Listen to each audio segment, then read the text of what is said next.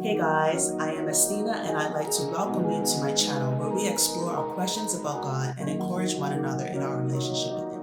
If you'd like to keep up with the conversation, you can hit the subscribe button and notification bell below. Now, without further ado, let's get on with today's video. Sometimes we can make approaching God more complicated than it is. Because of Christ and our faith in Him, we can now come boldly and confidently into God's presence with Unveiled Access.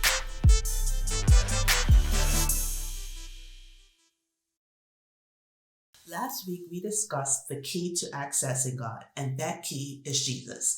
If you haven't seen that episode, I've included a link down in the description below, and I encourage you to go and watch that video so that you have context for the Unveiled Access series. That said, on today's episode, we're going to discuss removing the veils between us and the presence of God. This is going to be part 1 of 2 episodes on this particular subject. Part 2 is going to be released next Thursday, so be sure to look out for that. Now, have you ever gone somewhere and was for one reason or another denied access? Let me show you an example.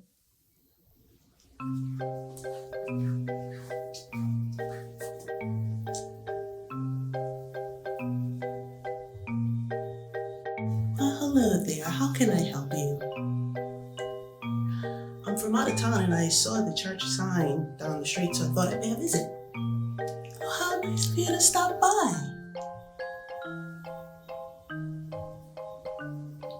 Well, aren't you gonna let me in? Oh, pardon me. It's just that we're closed. But I can hear music coming from inside. Well, that's just the pastor pronouncing the benediction, but technically we're closed. Oh, well, I can just go and stand in the back. It's all right. That's not necessary. Like I said, the pastor is pronouncing the benediction. The congregants are going to be coming out soon, and I need to keep the passage clear. But if I stand in the back, I'll be out of everyone's way. Look, like I said, I think it's best that you stay outside. Why would I come all this way just to stay outside? I'm really sorry for your trouble, but I just can't let you in. Why not? What's really going on here? Why are you looking at me that way? Well, you're not really dressed appropriately. What's wrong with what I'm wearing?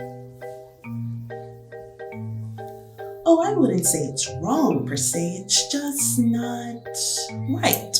I wouldn't want you to be embarrassed. But this sign out front says, "Come as you are." Oh man. Charlie forgot to change the sign again. Gosh, can anyone do anything right around here? So, since I came as I am, can I come in now?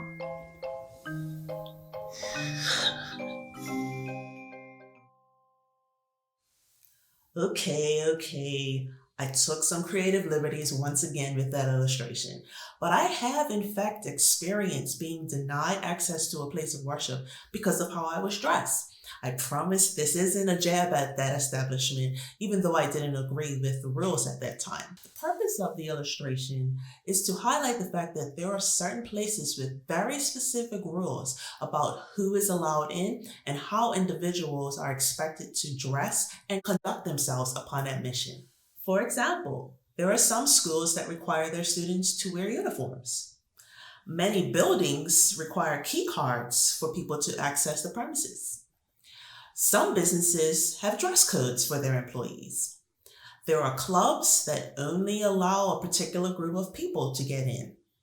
There are even restaurants that require you to dress more formally than, say, a more casual competitor. So it's not uncommon for there to be restrictions placed around access and conduct in everyday spaces.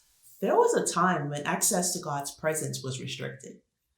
In fact, there were very strict rules for entering his presence, and only certain people were allowed to enter at appointed times. Allow me to provide some context for how that came to be. In Exodus chapter 25, God instructed the Israelites to build him a tabernacle where he could dwell among them.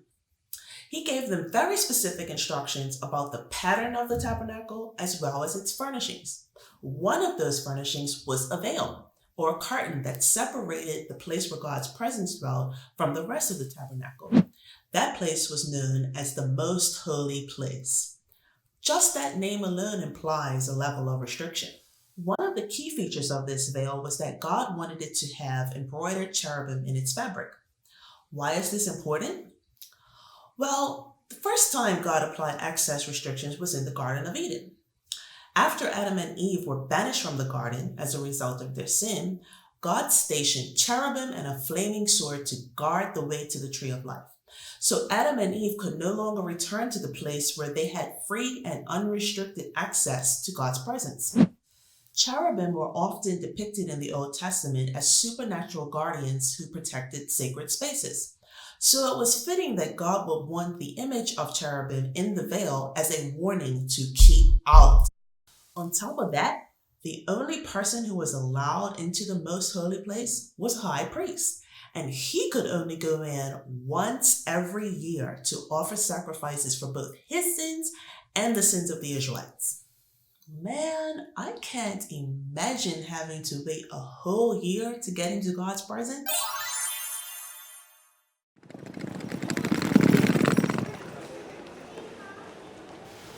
Thanks. What's the purpose of your trip? I'm heading to the tabernacle for the Day of Atonement.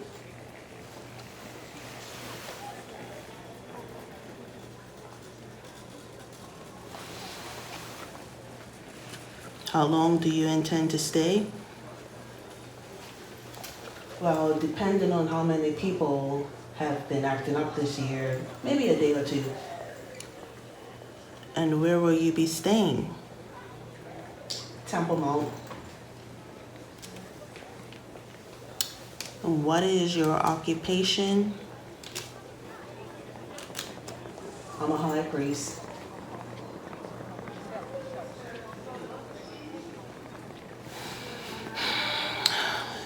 Do you have anything to declare?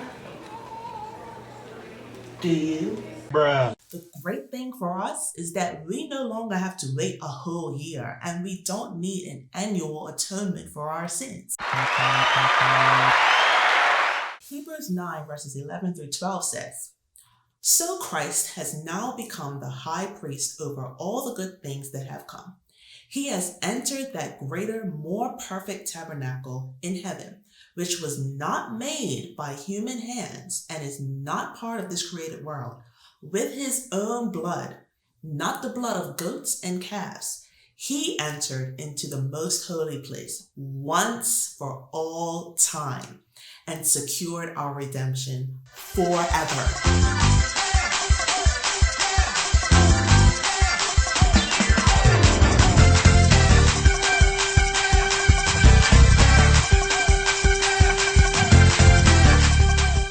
Not only that, but at the very moment that Jesus died, the veil in the tabernacle was torn in two from top to bottom.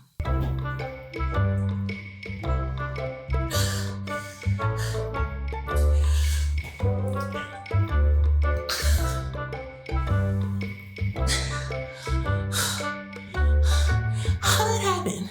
The fact that the veil was torn in two from top to bottom is a very important detail. It wasn't just open like a regular old curtain.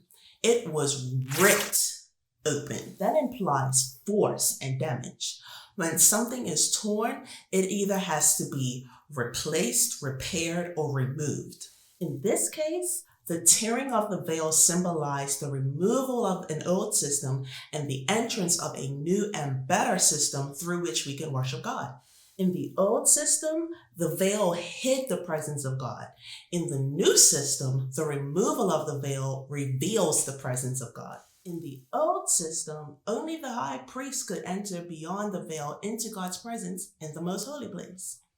In the new system, there is no veil. Tell your neighbor that there is no veil. There's no veil. Jesus, our high priest, has entered once and for all, and in doing so, all who believe in him now have unrestricted access to the presence of God. This is exciting news. Hebrews 4 verse 16 tells us that because of Jesus, our high priest, we can come boldly before the throne of God. Hebrews 10 verse 22 tells us that because of Jesus, our high priest, we can go right into the presence of God with sincere hearts, fully trusting in him. If you have ever struggled with entering into the presence of God, or if you have ever questioned whether you have an open invitation to come before him, Jesus has prepared the way. Through his death on the cross, the veil that once restricted access to God's presence has been torn away, and now you can come with unveiled access. If you've been encouraged by this message, I invite you to join me again next week, Thursday, for part 2, as we continue the discussion about removing the veil between us and God's presence. You can go ahead and hit the subscription button and notification bell so you don't miss the next episode. Also, feel free to share with your family and friends so that they too can be encouraged. Once again, thank you for joining me on this journey. Let's continue to draw closer to God with unveiled access.